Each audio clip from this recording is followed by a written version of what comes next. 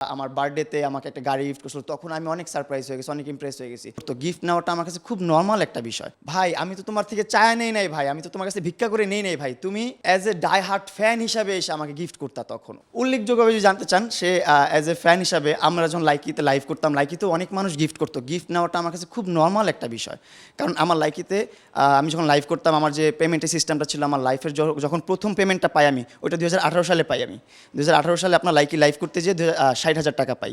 এটা হচ্ছে আমার লাইভের ইনকাম। লাইভে সবাই এসে বেঞ্চ গিফট করতো, ডায়মন্ড গিফট করতো, ওইটা থেকে। সো গিফট নেওয়াটা আমার কাছে খুব নর্মাল একটা বিষয়। তো ও এসে যখন গিফট করতো, তখন ও লাইভে গিফট করতো না, ও ভার্চুয়ালি না, একদম প্র্যাকটিক্যালি এসে যখন গিফট করতো, তখন জিনিসটা আমার অনেক টাচই লাগছে, অনেক মানে এই জন্য আকৃষ্ট হচ্ছিলাম। হইতে হতে আমরা ট্র্যাপে পড়েও গেছি। ওর ট্র্যাপটাই ছিল এরকম যে ও একটু একটু করে গিফট দেবে। প্রথম দিল আপনার একটা কী বললে, আমার খুব গরম লাগতেছে বাসার মধ্যে। আমি বলতেছি আমার লাইভ করতেছি, তো লাইভে খুব গরম লাগতেছে। ও কী করলো, বাসার নিচে এসি পাঠিয়ে দিছে। আমি কিন্তু ওর কাছে চাইনি, আমি কিন্তু ওর বলি নাই তুমি আমাকে এসি পাঠাও। আমি বাসায় খুব গরম লাগতেছে, আমার বাসায় এসি পাঠিয়ে দিছে। তো এটা দেখে আমি খুব ইমপ্রেস হলাম, যে ভাবতেছিলাম আমি এমনি তো এসি কিনবো, কিন্তু এর মধ্যে আমার ভাবনা চিন্তার আগে যেটা ভাবতেছি ওইটা হয়ে গেছে। মজা না বিষয়টা? তো এইরকমভাবে আস্তে আস্তে তারপরে আমার বার্থডেতে একটা গাড়ি গিফট করলো। এই হচ্ছে যে বড় গিফট। আর ছোটোখাটো এমনি গ্যাজেট, ড্রোন, তারপর মোবাইল টোবাইল, এগুলো ছোটোখাটো গ্যাজেট ছিল।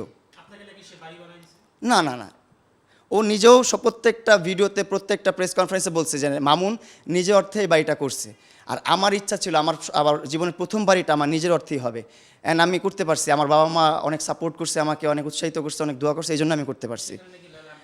জি না, আপনি আমার অনলাইন ট্রানজ্যাকশন দেখলেও বুঝতে পারবেন। আমি মাসে 5.5 লাখ টাকা করে ইনকাম করতাম মাসে। স্ন্যাক অ্যাপ আপনার 1,000 না, সরি, 5,500 করে ডলার দিত। 5,500 করে ডলার দিত স্ন্যাক অ্যাপ। ওইটার ট্রানজ্যাকশন এখনও আছে আমার বাবার অ্যাকাউন্টে, ডাচ বাংলা ব্যাংকে। তো ওইখানে যখন আমি ইনকাম পাইতাম 15 দিন, কী বলে 3 মাসে 15 লাখ টাকা চলে আসছে আমার কাছে, মানে খরচ টরচ করে 15 লাখ টাকা আমার হাতে অ্যাসেট আছে। তখন আম্মু বলতেছে চলো বাড়ি করি, একটা বাড়ি করি, বাসার গ্রামের বাড়ি, আমরা থাকতে চাই। আমি ঠিক আছে, তোমার আমি গিফট করলাম বাড়ি, আমি তোমাকে একটা বাড়ি গিফট করবো গ্রামে। এই জন্য আমি আমার আব্বা আম্মুকে বাড়ি করে দিছি। পরে অনেক স্নেহ করতাম, যেন ওই আমার এত আগলায় রাখে, এতটা কেয়ার করতেছে, এই জন্য ভালো লাগতো। এমন না যে আমার সংসারে সব টাকা পয়সা সব কিছু ও দিচ্ছে। ও কত টাকা দিচ্ছে আমাকে ভাই। অনেক মানুষে বলে যে টাকার জন্য ওর সাথে যে ঘুরছে, টাকার জন্য এটা করছে সেটা করছে। ভাই টাকার জন্য না ভাই, আসলে ওর প্রতি একটা মায়া কাজ করতো তখন। এই মায়াটা ওর উঠায় ফেলছে ভাই। আপনাকে জেল খাটাইবে যে মানুষটা আপনাকে পুরো পৃথিবীর সামনে লজ্জিত করবে, পুরো পৃথিবীর সামনে আপনাকে অসম্মান করবে, অপমান করবে, সেই মানুষের জন্য আপনার ভালোবাসা থাকবে কখনো? আমার তো থাকবে না মনে হয়, আমার তো নাই মনে, আমার ওর জন্য কোনো ফিলিংস নেই। আচ্ছা, আপনি অনেক ইন্টারভিউতে দেখবেন যেখানে বলছেন না আমি কোনো কিছু করি নাই, এটা মামুন নিজে করছে, এটা মামুন নিজে করছে। আবার যখন ওর সাথে একদম সব কিছু ক্লাশ হয়ে গেলো, ঝগড়া হয়ে গেলো, তখন সেই কথাগুলোর একদম বিপরীত কথাগুলো বলতেছে। এইটা আমি করে দিছি, ওইটা আমি করে দিছি, এটা আমি করে দিছি, সেটা করে দিছি। ভাই আমি তো তোমার থেকে চায়া নেই নাই ভাই, আমি তো তোমার কাছে ভিক্ষা করে নেই নাই ভাই, তুমি as a die hard fan হিসাবে এসে আমাকে গিফট করতা। তখন ও যত এক্সপেন্সিভ গিফট করছিল, তখন ডাই হার্ট ফ্যান হিসাবেই করছিল। একটা আমার বার্থডেতে আমাকে একটা গাড়ি গিফট করছিল, তখন আমি অনেক সারপ্রাইজ হয়ে গেছি, অনেক ইমপ্রেস হয়ে গেছি। তখন তো আমার বয়সও অত বেশি না ভাই।